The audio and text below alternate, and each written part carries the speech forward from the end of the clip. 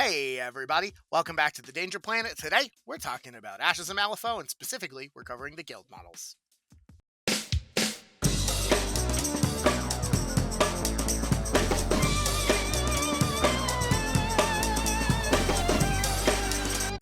All right. Oh my gosh, it's guild stuff. We are here, back at the Danger Planet, here to hoist the colors. Landon, how are you doing? Welcome back, and also, smile, you're on camera. I'm doing all right. Are you Yeah, ready for some Explorers models? I mean, guild I models? am ready for the best models that there ever will be. So clearly they'll need to be nerfed immediately, Yes, of because course. that's just what you do with red models. Yeah, indeed. Doug, how are you today? Are you ready to read some guild models and rate them harshly for being how bonkers they are? I feel emotionally and spiritually prepared. Amazing. Let us then run on with the continuation of our series. We will start first with your friend and mine, Avel Ortega. So he is a 7-cost enforcer, defense 6, willpower 5, 5 move, size 2. He works for the Cavalier crew and the family crew, so that's I want to say Ophelia. It's not. That's Perdita and Mr. Tull, Howard Tull, if you will. And this boyo has Bravado from the family keyword. He's hard to kill. He has Heat of Battle, which is more of a Tull thing. And then he has Partners in Crime with the other model from this keyword pair, where at the start of their activation, one of them can move up to 3 inches. And if it was the other guy, he gets to get 2 shielded. You'll notice from his image that he's got a rocking guitar that he's fighting with. So his weapons are Guitar Case Slam, which is a 1/3/4 that does stunned, which is not tied to the damage. Love that, although it's only stat 5, which sort of blows. But it's got quick shot, so he can take a free gun action. He's got a gun action called Black Powder Blues, which does 2 blasts on every damage track, which is wild, and it's also a stat 6 against defense at range 10. It's got 2 triggers. One pushes the target in any direction. One lets you draw a card if the action failed. He also has an ability that's an attack called Arson, which is a shockwave that does 2 damage, burning, and then you can center it on... you must center it on a ski marker, and then you remove it, so it's a little harder to pull off. And when resolving, you can trigger to let friendly... models ignore the shockwave. And then his bonus action, the Maraca Nada, is a 6-inch shockwave for 12, that's move 12 for 2 damage with a trigger that lets Domingo Montoya also take the Maraca Nada action, which is wild. What do you think? Landon, tell me what you think of Avel and his Ortega-ness. I'm seeing Maracanada a lot of things that I really like about his card. Wait, does that mean good or bad? Not a lot of good things. Oh, not a lot of... Oh, I see the wordplay. I see how... Okay. Not a lot of... Oh. All right, sorry. All right, we got there. Okay. So there's Maraca Nada good things about But if I had to say what, actually seems fine, Music in the Air is an immediately trigger, which is really nice that you can move people off points with it for, like, Guard the Stash or something, even if you, like, just have a low tome. He has a trigger on every suit, which is neat, even if some of them are, like, not super great. Like, Cut Your Losses probably not going to come up a lot. But, like, it's there. So that's kind of, like, neat. But I don't think I would ever hire this guy without also hiring his partner. And I like his partner a lot more if I was going to hire one or the other. Arson's, like, good, but you have it other places in Guild, like on the Undercover Reporter. So, like, competitively, I don't know that I'm taking him because I want an Arson model. It's just kind of like something that's good in addition to the rest of the stuff he does. The rest of the stuff he really does is just Black Powder Blues. Like, Guitar Case Slam is a neat contingency to just throw stunned on people, but, this is not a melee model, right? It's not why you hired this model, so... and just Black Powder Blues is neat, but I can't help but be reminded of, like, Flamethrower, but this is way worse than Flamethrower, so I don't know. I'm going to give him a B-. I think C is probably more where he's going to end up in reality. But, like, sometimes I'll hire him when I'm hiring the other guy. Probably. Wild. Doug, what do you think? Avel? I mean, You like... think you'll be able to hire this model? Yeah, I mean, my point, I kind of agree with what everything as Pope is saying. I mean, I would take Avel as a supplementary piece to Domingo, but if I'm going to only hire one of these models, I would hire Domingo. Yeah, fair enough. So what we think we're going to put him in sometimes higher. Obviously, Yeah, I would put him like in a situation in which he's good. He could be really good because you can set up tons of damage with him if done like if it's like a good situation for him. But I could easily see games where this piece isn't quite as effective. So like I think he's like the definition of a sometimes higher. Yeah, I mean, like music in the air is really nice because it lets you move the target before you actually flip for damage and do the blast. So like, there's stuff there. It's just like the 10-inch. It's on a 10-inch gun that ignores nothing, and I don't know if that's enough. Yeah, fair enough. Well, his partner in crime, if you will, Domingo Montoya, who you have killed his father and prepare to die, is sort of the same and sort of the opposite. So he's another 7 health, 7 cost enforcer. Instead of 6'5", he's 5'6". They both move 5, size 2. He's also got bravado and heat of battle, hard to kill, and partners in crime on the other one, which works the same way. But his back of the card is pretty different. He has the Maracaneta action that they both have, although he has a trigger that lets the other one do it. And his is, stat 5, 11, they're both stat 5. So his is actually lower stat, which is weird, but it has the built-in tome, which is interesting.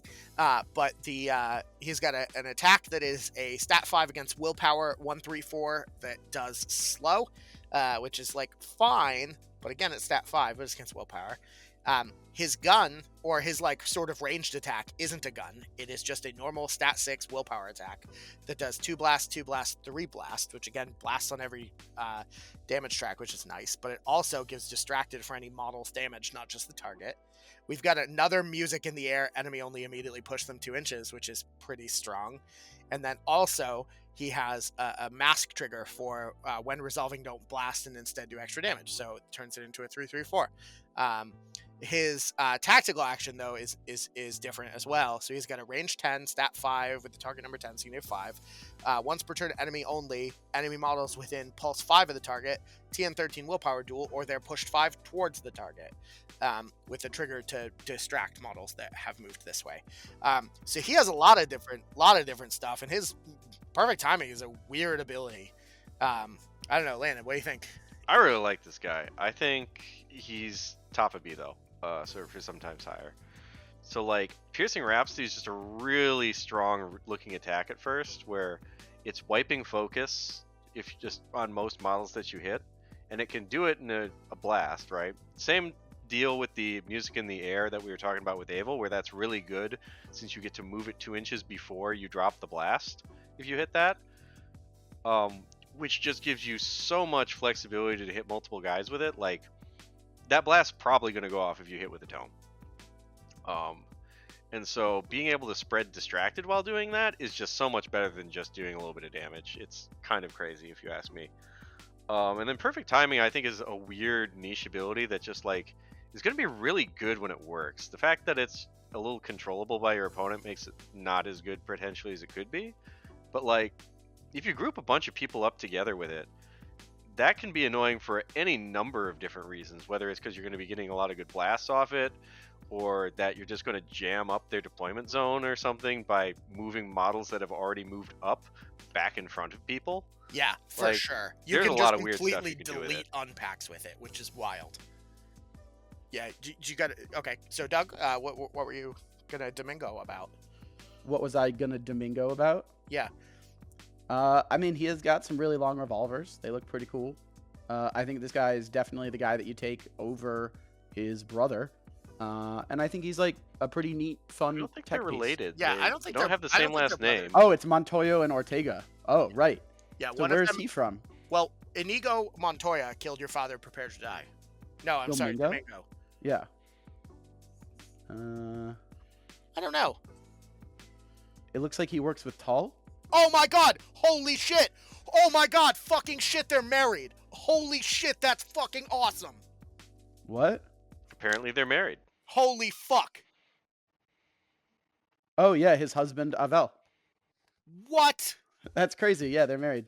Oh my god! Holy shit, Wyrd. That's cool. Nice. Holy fuck. Okay. Nope, they're both going in S tier. I don't give a fuck what you say. You feel seen. Oh my That's God. awesome.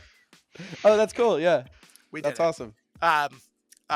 Yep. We did it. That's all you need to know here. If you don't hire them, you're a dick and ableist and sexist and racist and fucking awful. You're not gonna put that part in though. That feels. I'm really... not. Okay. Well, they're probably not great, but you should definitely hire them, or you're against marriage equality. We did it. No, they're I think Domingo's definitely worth considering in a decent amount of crews. Yeah. Oh my God! Wow, that's so unbelievably cool. I had no idea. Buy the book to read the lore. It's a little blurb about them that's cool, but they're married husbands, and that's super cool that they go out and murder people. I'm gonna convert to guild. I'm gonna buy the Tull keyword because of this. I don't even want to play Tull, but I have to play these models. Play Perdita instead. No, fuck Perdita. Wow. Yeah, you can play Perdita. Perdita's cool. No, she hunts my people, and I don't appreciate it. So you're a Nephilim also? Yeah, I'm a Nephilim. You didn't know? I mean, I guess I would have liked that information years ago, but I guess No, it's I'm fine learning like now. Lilith. I changed my shape to not look like a Nephilim. Okay. All right, the Clipper. All right. So, I hardly know her. we have yeah, tell me about it. We have one model for the augmented and frontier keywords. It's a good one though. So this Birdo, he's got some stuff. He's a 9-cost enforcer. He's defense 5, which is sort of shitty, and willpower 4, which is bad.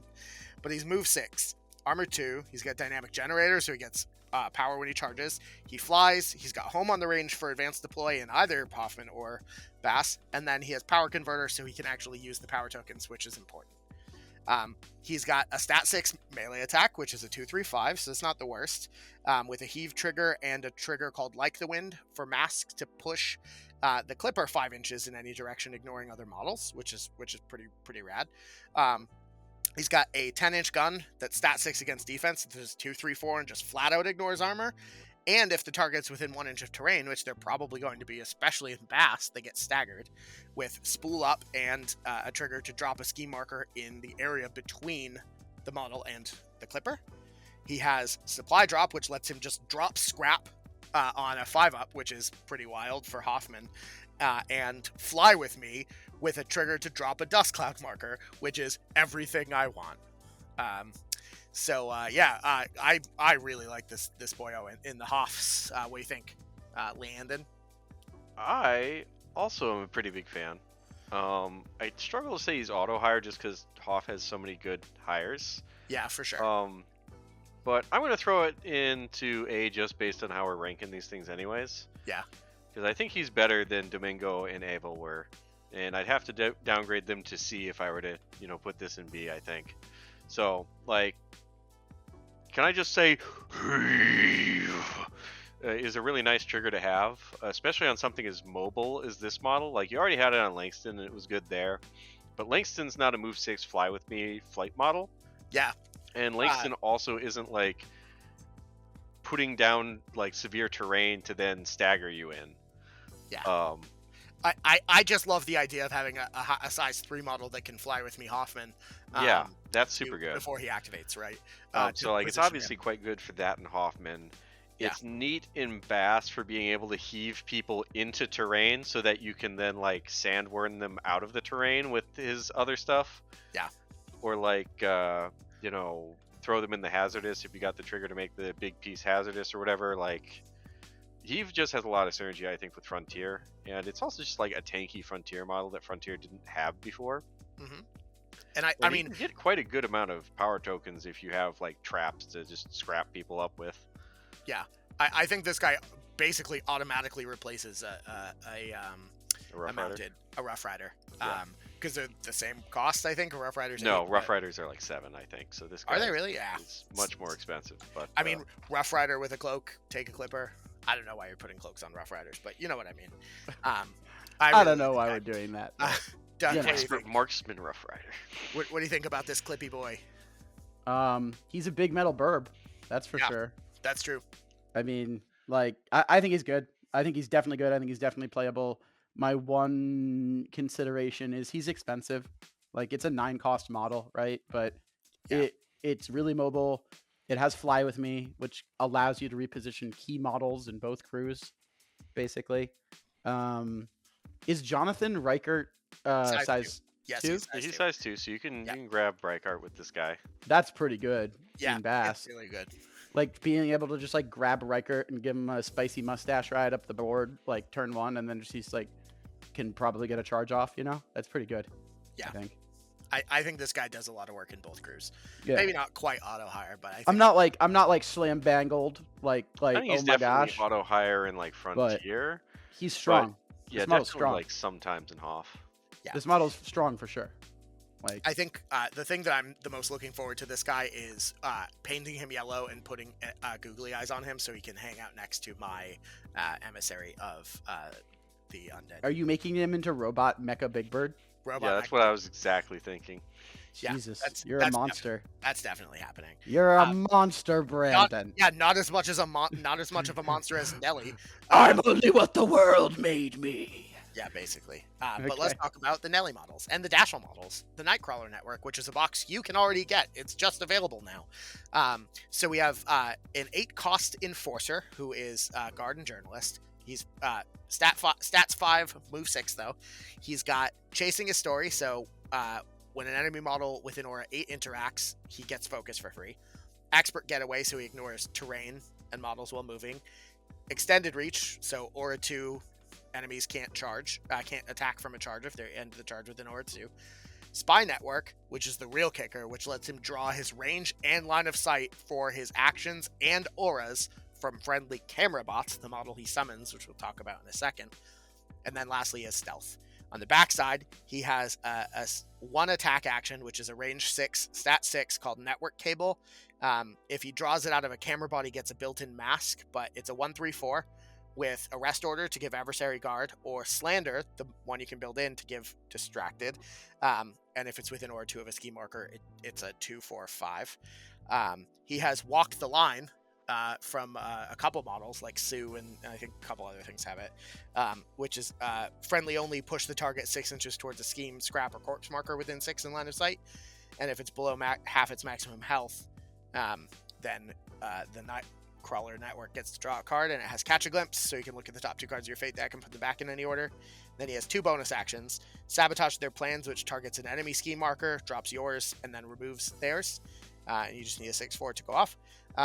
And for some reason, there's masks involved. I don't understand that, but whatever. And then the Network, which is target a terrain piece, summon a Camerabot with slow into base contact with it, ignoring line of sight.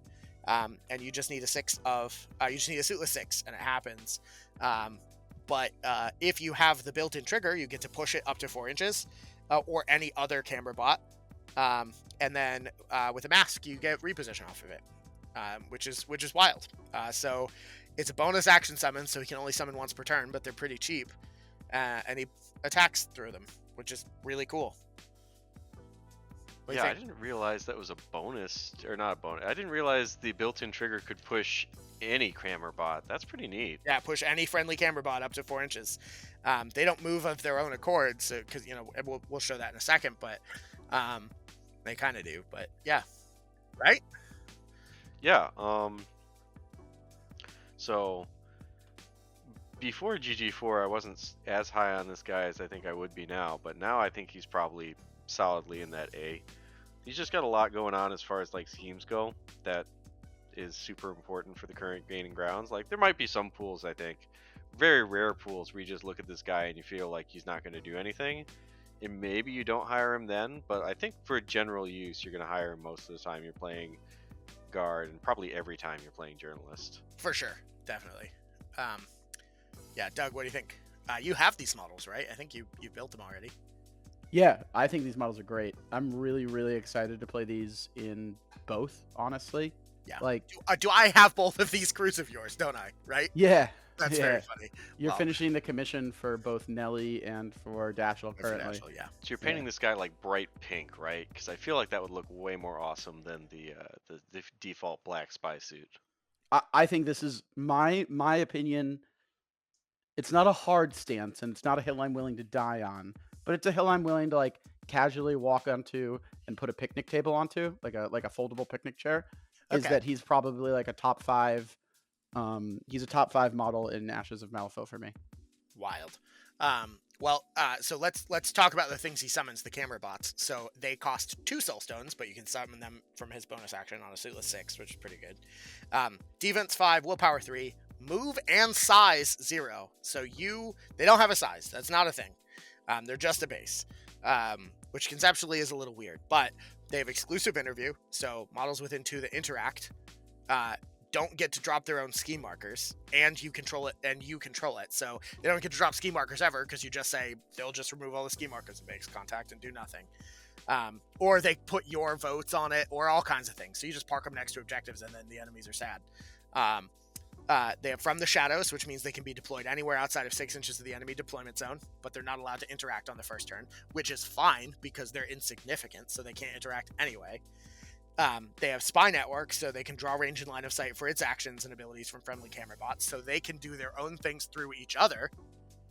And then they have Stealth, which means you can't shoot them down unless you're near them, but they only have 2 health. But they're only 2 points, but they only have 2 health. They have 3 actions. Flash Photography, which is a stats 4 6-inch attack against willpower, which gives distracted and staggered with trigger for arrest order for crows. Smile here on camera once per turn makes the target take an interact action, which is a stat 5 attack against willpower. And then its bonus attack action is get a better angle, 6-inch range, other friendly guard or journalist only, place it in base contact. So they don't move in and of themselves because they move 0. You can walk with them, it just doesn't do anything. But they can teleport to other guard or friendly guard or journalist models, which is interesting. Landon, what do you think? Do you think that you're in the position where you're taking Nightcrawler? Do you think you just take 3 of these? Do you take 2 of them? Do you take 1 of them? Do you take none? I don't think you usually hire any of these unless you're looking at a board and you're like, oh my god, that choke point is so dumb if I just drop a 30 mil there and it's worth 2 points to you. Because your opponent's not going to be able to just shoot it or anything, and they'll have to spend like 3 or 4 AP in the worst case scenario, because these things are defense 5. I mean, walking up and trying to kill this thing just to be able to walk through, like maybe that's the scenario that I hire one, but yeah. I think I'm probably going to like put these in D for like a hiring perspective, but you're obviously going to have these all 3 painted up because you're going to summon them for sure. I think in the earlier tier list we've been putting the summonable models in C for probably don't hire, but like I could fine. I could see it go either way, because I can see a scenario where you could hire one of these because the board is just like the board, but outside of those scenarios I don't see where you'd hire one. I do want to be that guy for just 1 second and say you probably want to like ask your TO how this works with like strategies, because this model, i.e. the Camerabot, is the one that controls the interact action from your opponent. So I don't know if you're allowed to have it directly interact with strategies or do specific schemes. Like you can still drop scheme markers with it, but I don't know if you can vote with it. So maybe just like ask your TO if you're doing that until we get a FAQ, because that seems a little weird. Which with exclusive interview? Yeah, with exclusive interview, when the enemy model within 2 takes the interact, it is treated as a friendly model, and the action is controlled by this model. This model is the insignificant Camerabot. Why? I mean, the insignificant says this model can't interact and is ignored for strategies and schemes. Yeah, but that's this model. I think it's controlled by this model, which just means that it control, not side. So I think that it works. Granted, it's possible that an FAQ will say something else, but I'm pretty confident that this works. I'm certain that's probably where most people are going to land, but that's not something you want to like learn halfway through a tournament event and then have your TO be like, oops, I think it works this way. But hear me out though on hiring Camerabots, right? In Cloak and Dagger, you hire all 3 Camerabots and you put 1 each on each of the Cloak and Dagger markers, and then they have to kill it before they can do anything. I think a lot of crews will be able to do that though. Maybe. I'm just saying. And you can just summon them there because they have terrain traits. That's true, but you summon 1 of them. I don't know. It's a bonus action, so you can only summon 1 per turn. That's what I'm saying. And I do love the idea of just like an entire hallway of extended reach. No. But Doug, what do you think about these bots? I mean, whenever you look at something like this, you have to look at it as a package, right? Like I look at these models as an extension of my Octopus Boyo that I love so much. So I guess by virtue of that, like I think of him as a unit. I think of these models as an extension of Octopus Boyo, and I think Octopus Boyo is S tier. So these models are S tier also, but don't direct hire them, summon them. So C tier. Yeah. Yeah, fair enough. All right, well, let's jump on to the next crew of models that we have. These are shared by Sonia and Lady Justice because they're Martial Witch Hunter. So we have the 10 Stone Henchman, which is wild because those are few and far between in this book. That is defense 6, willpower 5. He moves 5, size 2. He's got armor 1. He's got Blaze of Glory, which is an ability we do not see very frequently, so he can lower his burning for plus flips. He's got Fireproof, so he does not take fire damage, even though if you look at his face, that's clearly not true. And then he's hard to kill, and enemy living models within Aura 5 count as undead, which is great for a bunch of Lady Justice abilities. If you flip over to the back of his card, he has a 1-inch, stat 6, min 3 that also gives out burning. Which is just really strong. He has a Crow trigger to end a condition on an enemy model, and a Tome trigger to pulse out damage and burning, which is really, really strong. He's got Breath of Fire, which is a great ability. 6-inch range, stat 6 against defense. It does 2/3 blast or blast, and gives out burning. You may have sensed the theme here. With a trigger to kill, basically an execute, but it only works on undead, and then a Tome trigger to give out adversary to every model, enemy model. And then he's got 2 different bonus actions. He's got Funeral Rites, which just makes a pyre marker, which you might recognize from some Reva models and stuff. Or a and a coffin? Oh, either A. Okay, sorry. Either a pyre marker or a coffin marker. Yeah, I was like, and? That's part of the traits, yeah. No, I did double take 2 when you said that. Wild. Hold on. No. So for a 6, you get to make a pyre marker or a coffin marker, which is great. So if you're playing Lady Justice 2, obviously the coffin markers are ballin'.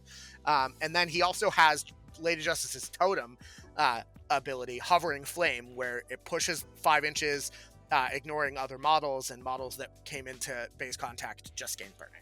You mean Sonia's totem, the burning skeleton man. Oh, is that Sonia's totem? I thought that was Sonia's Lady totem. Justice. Lady J is the equality Oh, the guy scale. with the scales. The scales. Right. Sorry. Yeah. Lady Justice. Sonia's totem, I mean. So this guy's got a lot of stuff. It's a lot of burning. He seems really good. Am I crazy, Landon? No, I don't think you're crazy at all. You heard it here first, though. Lamp pads, they're just Sonia's totem. It's okay. Totally fine. Yeah, S tier, Windmill Slam, Ooki higher. That's where I'm on this guy. Like, without a lead line coat, he's defense 6, armor 1, hard to kill with soul stones. That's like really good. And like, It's really weird for Guild to get a henchman that you don't have to put a lead line coat on. I don't know how I'm feeling about that.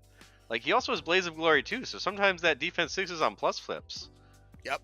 And if so, you like it, then you better put a lead line cloak on it, Landon. I don't think you need to put a lead line cloak on this guy, but you have the option to if you want to, and like that turns him from like already a 10 of 10 on defense to like an 11 of 10 on defense. I mean, I feel like I think it's going to be a mistake to do that unless you need the laugh off. But when you need the laugh off, that's going to be really good. I'm still gonna. Plus, I heard in the next errata patch they're gonna lift the restriction on leadline cloaks to just 2, and they're gonna make a min 10 per crew. Every guild crew has to spend 20 points on leadline cloaks. Everyone is leadline cloaks. What are you bringing? No models, just leadline. Just leadline cloaks. Okay. But like all of his triggers are absolutely insane to the point where like somehow execute is the worst trigger on this card. Which is wild. That's a wild statement. Like Cleansing Strike's always been pretty good for just like wiping focus or other beneficial conditions, so like that's pretty good. Yeah. Rising Flames, you can punch your own guys and give burning to your enemies. Like being able to just pulse out essentially 2 damage in a big AoE by hitting one of your own guys who's in the right spot, pretty good. Yeah.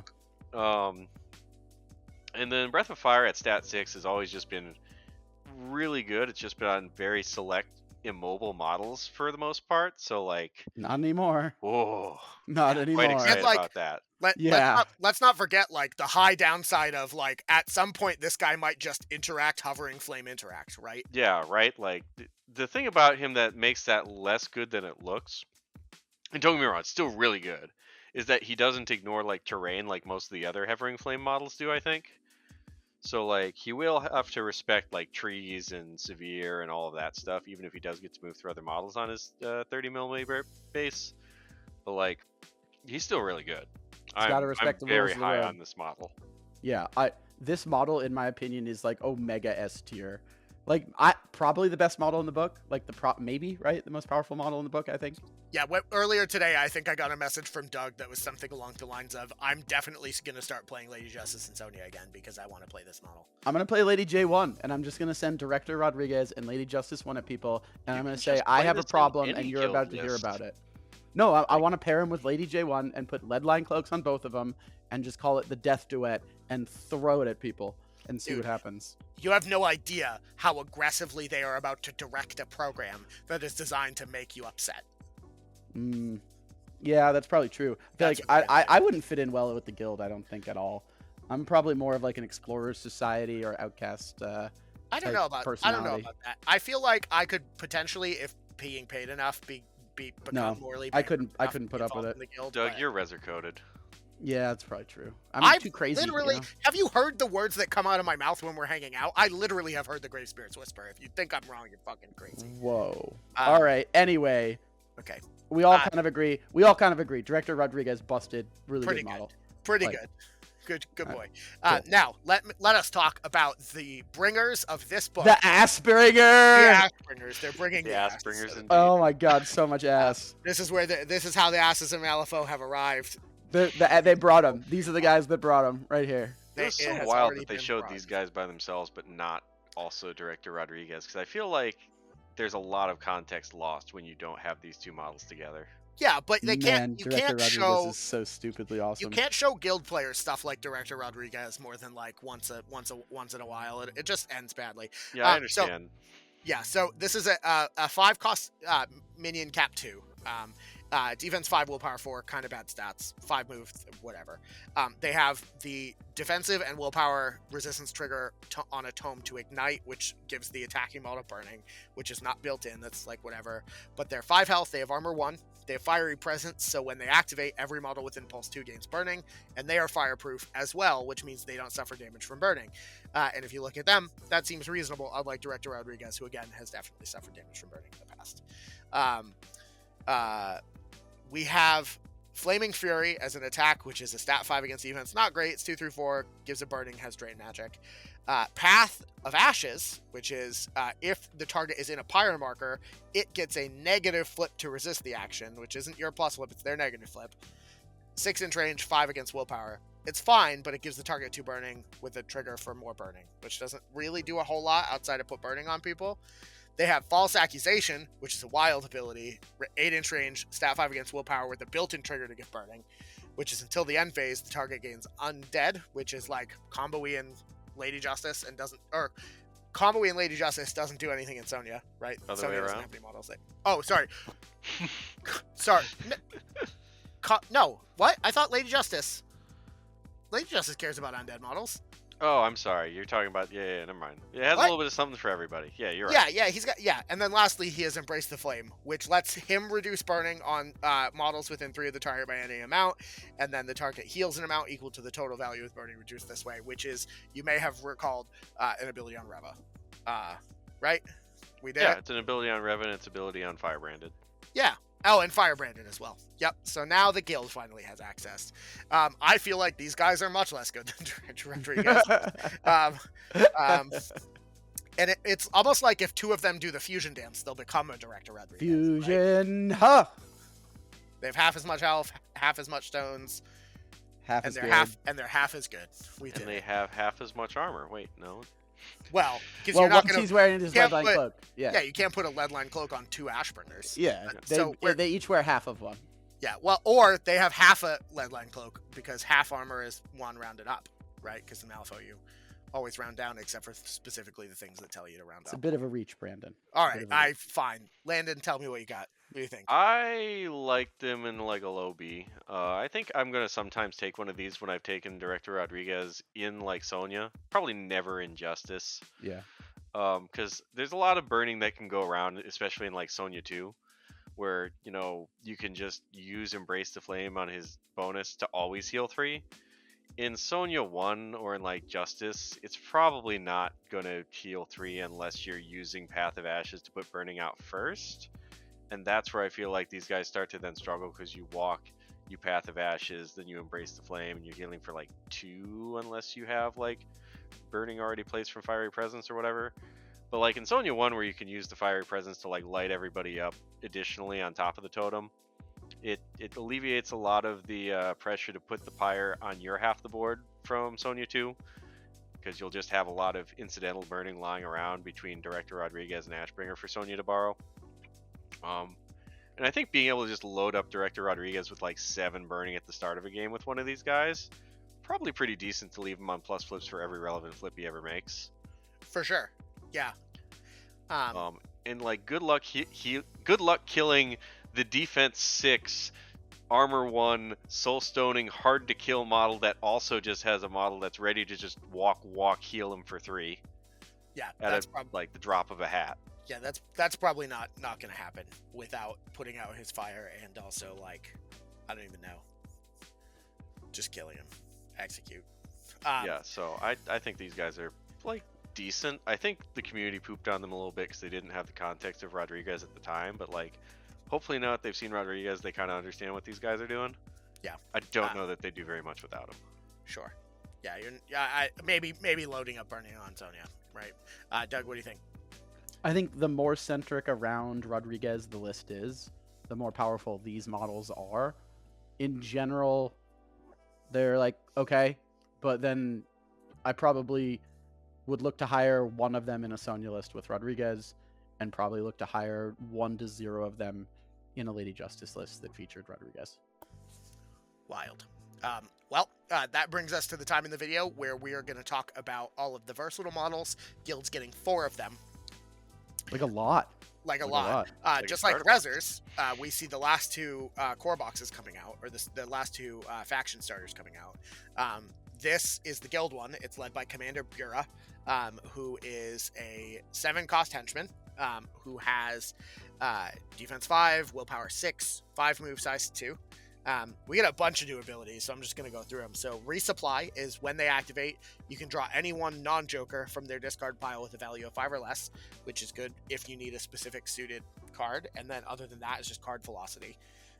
Shielded Bullets, which is once per activation, when a friendly model with an aura 6 declares a gun action or a projectile action, this model may lower the value of its own shielded by 1 to allow that action to ignore shielded and incorporeal. Shields Up is an ability that says when this model suffers damage, it may resolve the effect of its shielded condition any number of times. So if you're shield 5 and you take 5 damage, you don't take any damage, which is wild. And then lastly, under my protection, during the start phase, all friendly Vanguard models gain shielded 1, which is just the keyword that's in this box. And at the start of this model's activation, it and up to 2 other friendly models within aura 4 gain shielded 1. So this lady is all about shielding. She does stuff with shielded. She lowers her shielded for bonuses to other people, and shield. Now, she's got a 2-3-4 stat 6 against defense, 1-inch attack, which is like fine. Stat 6 is good, but 2-3-4 is kind of mid. 1 inch is like whatever. With a tome trigger for 1 friendly model within aura 3 heals 1-2-3, which is pretty good. She's got a 10-inch stat 5 with a built-in mask for her trigger against movement. That is a willpower attack that does 2-3-3, but it ignores shielded and incorporeal, which could be better in certain circumstances, but seems okay. The mask trigger that's built in is called Get In There. A friendly minion in line of sight of the target may push up to 3 inches towards the target, which I know is like the only thing I know that's on is like Seamus's melee attack, or Seamus's gun, I think has that. I don't know. And then she's got 2 tactical actions. Remember the Mission, which is a stat 7. That you need a 5 to flip on 4-inch range. Target a friendly model that hasn't been targeted by this action, this activation. They can interact even if engaged, and there's a ram trigger to give them a shielded. And lastly, she has Overload. So on a 5, she can hit a friendly model within 6 inches. Enemy models within pulse 2 of the target have to pass a TN12 move duel or take damage equal to the value of the target's shielded condition, which is max 3. Which, like, seems fine, I guess. I don't know. Ram trigger for it can only be declared if a friendly bracer is within aura 6 of this model, which increases the TN of the move duel by 2, which puts that TN 14 move duel. Not a lot of things are passing that without cheating on a reliable basis, but like, I don't know that it's good. I don't know, Landon. I'm not very hype on this model. What do you think? Am I crazy? I actually like Commander Bure quite much. Nice. I think she's pretty good for like a Sonya crew. Yeah.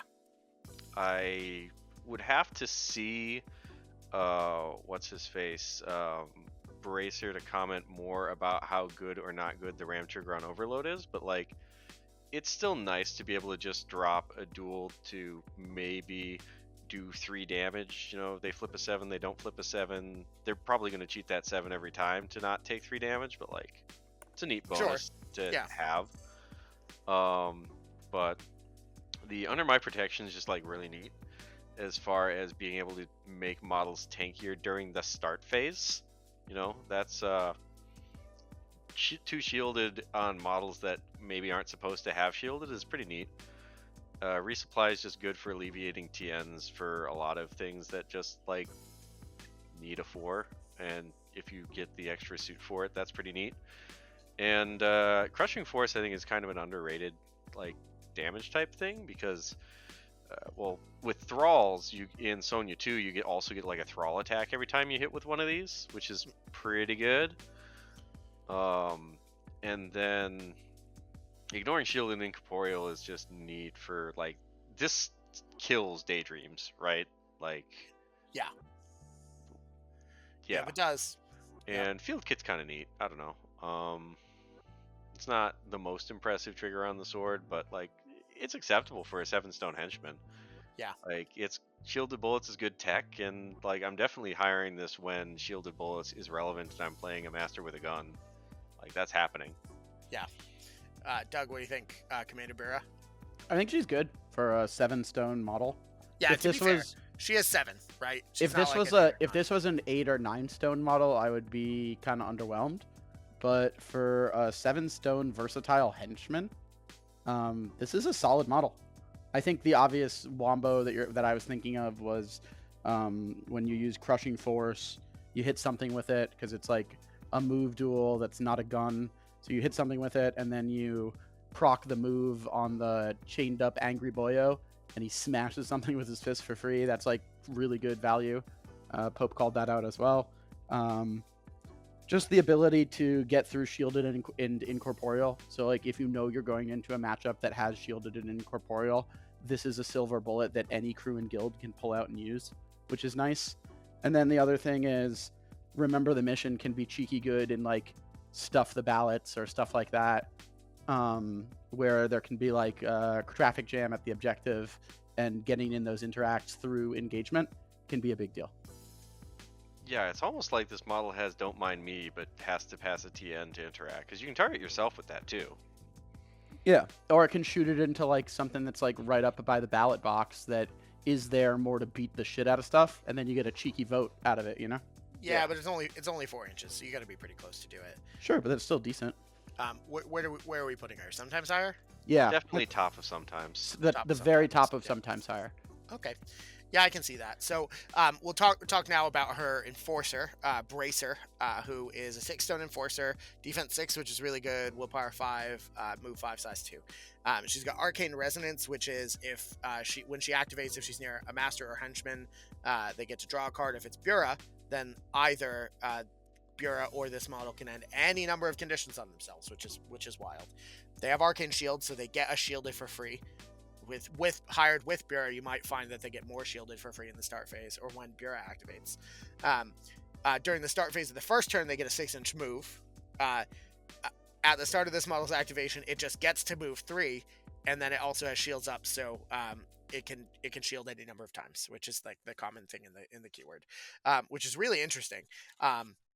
A lot of movement effects on this lady, and then for her other side, she has Shield Slam, so it's the stat 5 attack against defense, built-in ram, which is neat, but it just does 1 damage and pushes the target 2.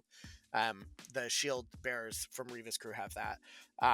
It has its built-in trigger is collision, so enemy models and the target within the target and then enemy models within pulse 1 of it take 1 damage, which is kind of cool.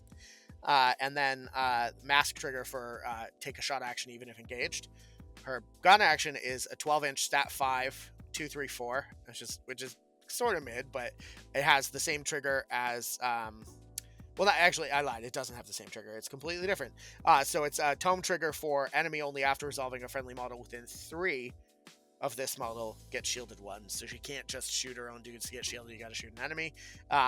She has a bonus action that just for a 5 makes a shield, and it has a built-in model to give one friendly model that is in line of sight and shares a keyword with this model the ability to push up to 3 inches towards her. So like maybe get some cheeky movement out of Commander Bura or one of the battering rams that we're going to talk about. And then lastly, she has heroic intervention, which is fucking wild. That ability is so unbelievably good. Oh my god. Can this model do a lot with it, with Shield Slam being the thing that you do off of it? I don't know. But heroic intervention is really good. Landon, tell me, Bracer, what do you think? I think for 6 points, Bracer's pretty solid. Like, you don't normally see really tanky models for 6 points, but like the fact that you can use multiple points of shielded to not make this model not die means it's kind of as tanky as it needs to be on a given turn, so long as you have like a lawyer or something. Yeah. Like, I mean, holy crap, do these models love Guild Lawyer. Yeah. Yeah, so, I mean, she's defense 6, which is nice. She's 6 stone, so like if she dies, it's not the end of the world. And she just draws a card. Like a 6-point model that draws a card. She's super fast. Good. She's got all kinds of movement nonsense.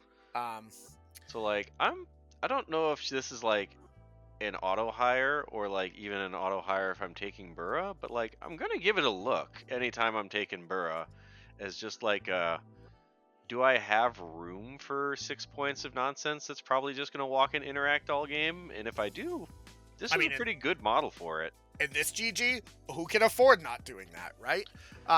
But like, do you think you'll ever find yourself good? I've always had like a soft spot for ways to hit people and not flip cards for damage, and so like two damage for like not flipping a card is pretty neat. Sure. Do you feel you ever hire Bracer without having Bura? No, God no. Yeah. I do not think that is something you ever consider. Wild.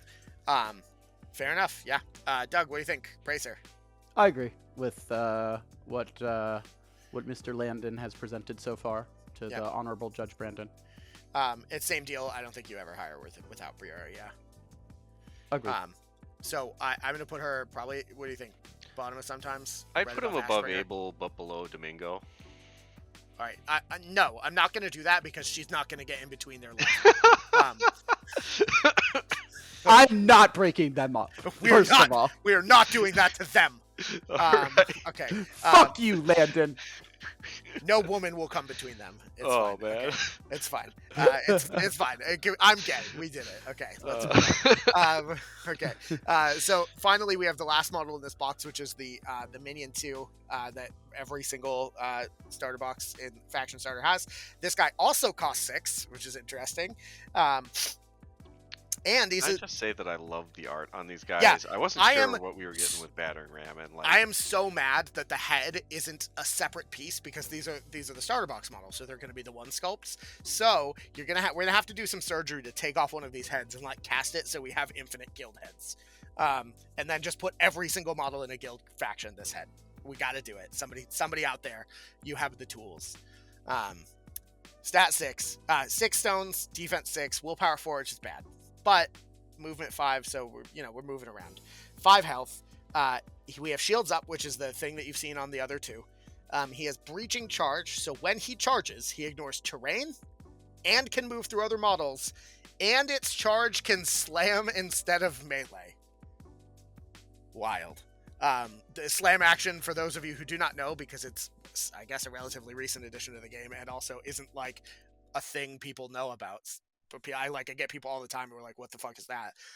Lets you either destroy a destructible marker or a piece of terrain within 1 inch, or move an impassable marker that's not destructible within 1 inch of them. So like it does stuff. You can, this model can charge Hoffman's markers, which is funny. And he has building momentum, so once per activation, after this model ends a move generated by a friendly model, it gains shielded +1. Side note, moving, when this model moves, that's a move generated by a friendly model, yeah? right? If other, like, guild lawyers making them do stuff gives them shielded, they move, it gets shielded. It's only once per activation, so you should be doing that once per turn anyway. And then lastly, for abilities, they have heavy impact. Once per activation, after this model ends a push in base contact with a model or impassable terrain, enemy models within +1 have to TN 11 defense, simple duel, or suffer 1 damage.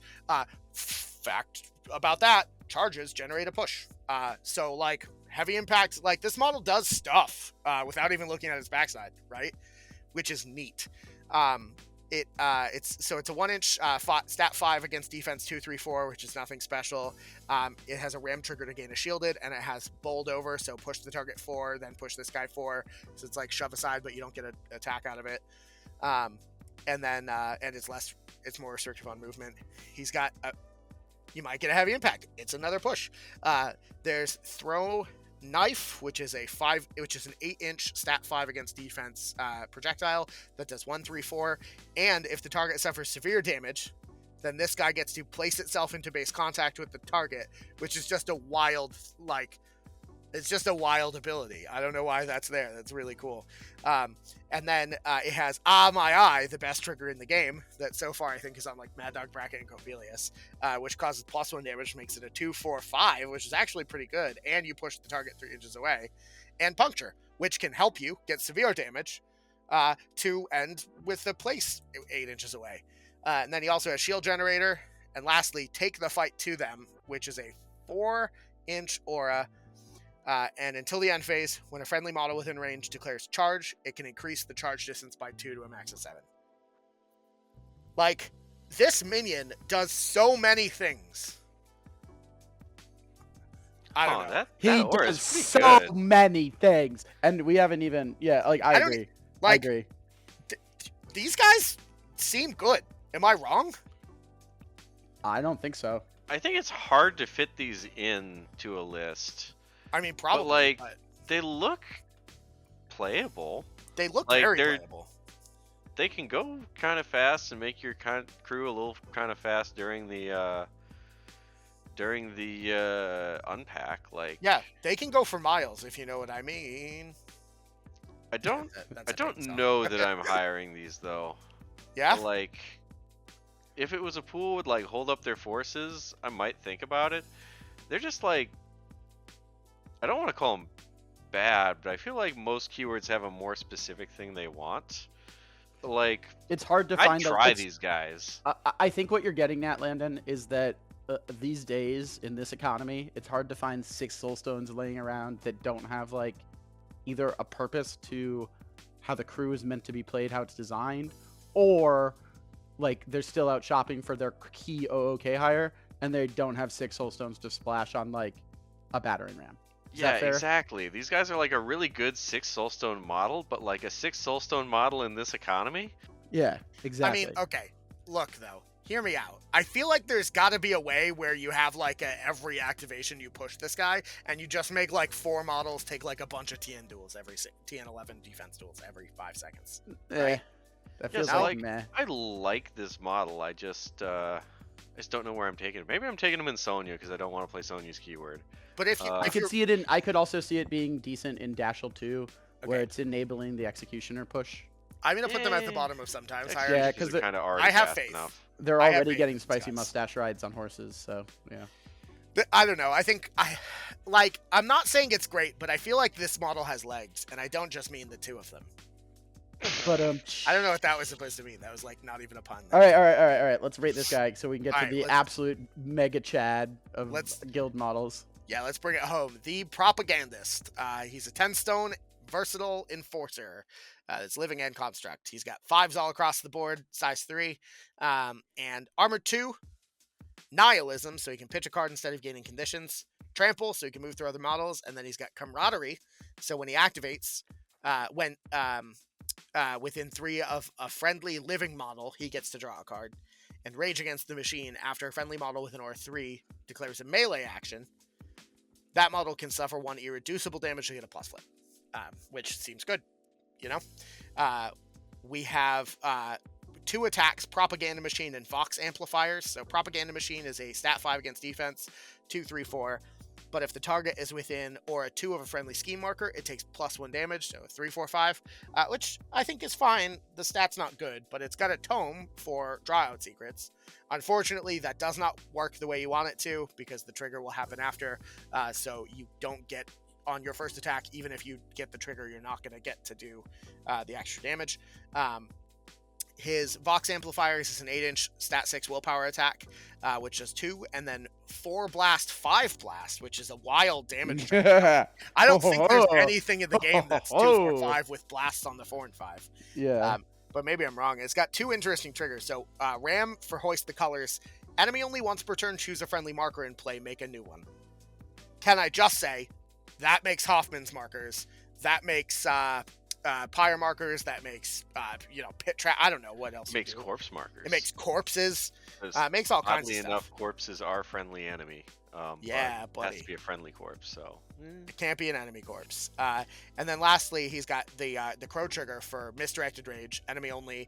The target takes a melee or gun action chosen and controlled by this model, and this model is ignored when determining whether or not the target's engaged. So you charge him into something with preferably a strong gun. You punch it, you get that, you punch it, and then you throw some blasts on it and make it shoot one of its friends, right? Or you just, from 8 inches away, make it shoot one of its friends, or punch one of its friends. He's got 2 tactical actions. He's got Impassioned Defense, which obviously we've seen on Guild Lawyers and other places, which just gives the target 2 shielded for a suitless 4, but it's got a mask trigger for discard up to 3 cards and draw that many cards, which is really fucking strong. Fake news. And then what's that? Weak action. Oh, my bad. And then we have a fake news. Fake news. Then we have a tome trigger that lets the target that you shielded do a melee action, which is wildly good. Oh my god. Okay, and then lastly, we have Bombastic Speech, which on a 6 pulses out 3-inch focus, friendly, but only to friendly minions. And there's a tome trigger for until the end phase. When a friendly model with an aura 3 gains a condition, it may instead pitch a card not to do so. So it sort of gives out nihilism, but not really. And that's like bad, and you're never going to use it. It doesn't matter. Maybe very sparingly, but focusing all the minions within 3 seems good, but not nearly as good as holy crap. You have 2 shielded, take a melee. Yeah, no, I'm pretty big on this guy. I think he definitely also works pretty well with the starter box models. For sure. Yep. Which, Impassioned Defense. They fucking love Impassioned Defense. Quite good. Yeah, big fan. Fake news is just really good for giving card cycling to the point where like Guild really only had Lawyer for this before. So like I'm really high on this guy. I think he'll make a lot of lists. Guild doesn't tend to be the most minion-focused faction, but there are some crews like Dashel and Sonya where you can find some pretty hard-hitting minions. So like you can get use out of Bombastic Speech, but I think really you're here for Impassioned Defense and Vox Amplifiers. Yeah. But Rage Machine is also just nice to be on plus flips for melee for some crews. The problem with that is you have to like be in melee with this guy.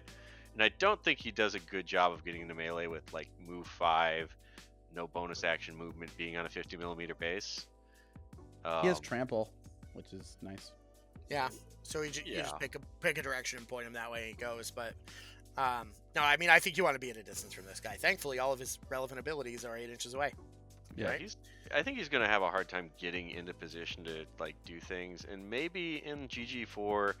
It's harder to make a model like this work just because he doesn't quite kill fast enough to like kill things that are really tanky, and he doesn't go fast enough to kill things that aren't tanky and catch them.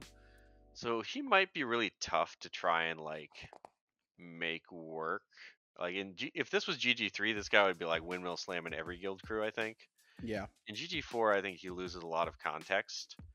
So it's definitely a model that you should try playing and like keep an eye on, but I think you have to build a very specific crew to get like the best use out of him. And so like if it's a cage match between Propagandist and Director Rodriguez is winning that every time in the fight for my 10-11 stone model slot.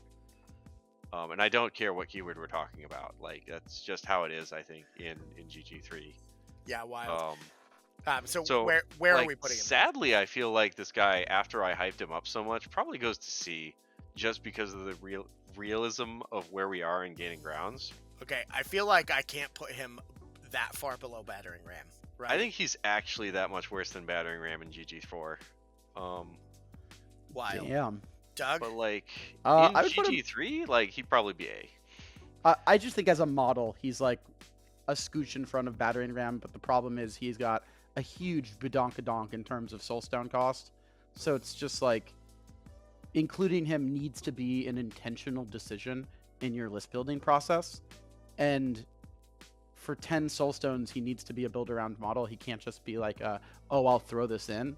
Because the second you do that, along with any other like 10 stone model, it's kind of going to fuck up your list comp pretty badly. And he, like, when I look at this model, I think it's really powerful and strong, but it strikes me as a model that offers residual value over the course of the game. And you're going to get the most impact out of it, out of like being on the table for the whole game and like using its ranged abilities to like basically grind value and grinding value with fake news, basically. But I don't know if that's enough of a, I think it's too much of a concentration of AP value in this model in a gaining grounds that requires you to spread out and take lots of interact actions. Yeah, fair enough. I mean, I think by including this model, you are basically lowering your model count, right? That's a thing. 10 stones, 10's a lot of stones. Yeah. I'm gonna put him right at the end of Sometimes Higher because I think that this guy might be stronger, but also it makes it really pleasing if you turn the tier list on its side. Looks like the guild is flipping you off. So I think for those two reasons, that's where I'm gonna put him. Even though I think it sounds like Doug and Landon both. Yeah, I mean, like, fake news is good enough that I can see an argument for him being that good, but like with the trigger not being built in, you have to cheat a lot of the time. Yeah. Yeah. And you're not cheating a big mask for fake news because you also have to have bad cards to get rid of. Yeah. So like by the time I'm cheating a mask that's higher than like 6 for this, even a 7 of mask, I'm probably feeling bad about. Yeah, but hear me out though. 2 4 blast 5 blast. Also, the guild apparently makes cloaks that are lead lined that will made of lead that can be this tall. Look, it's like that's like 500 yards of lead lined cloak. All right, well, nonetheless, this is what we got for guild from Ashes of Malifaux. I think we've talked enough. Make sure you like our Discord, check out our affiliate link. You should buy Pro Acryl. I don't know what else. Do the thing. Do the things. Join the Discord. It's great. We just got like 1 billion new people because of Ashes. So come hang out with us online. That's what I got. Guys, say goodbye to the internet. Bye. Goodbye, the internet. I shall see you next time. And in parting, I shall leave you this advice. Take the fight to them. Don't overload yourself or sabotage their plans, or you'll have to do funeral rites. And don't refrigerate your peanut butter. You don't have to refrigerate peanut butter. Did you refrigerate peanut butter? No, I'm saying don't. You know what also is disturbing that you don't have to refrigerate? You don't have to refrigerate mayonnaise. I don't feel good about it, but you don't have to. No, you should refrigerate mayonnaise. You don't have to refrigerate mayonnaise. I'm a health professional, and I'm giving you medical advice. I'm still gonna, though. I mean, you should probably, but you don't have to. And knowing is half the battle. G.I. Joe. It's all the vinegar. G.I. Joe. All right, see you later, everybody. Bye.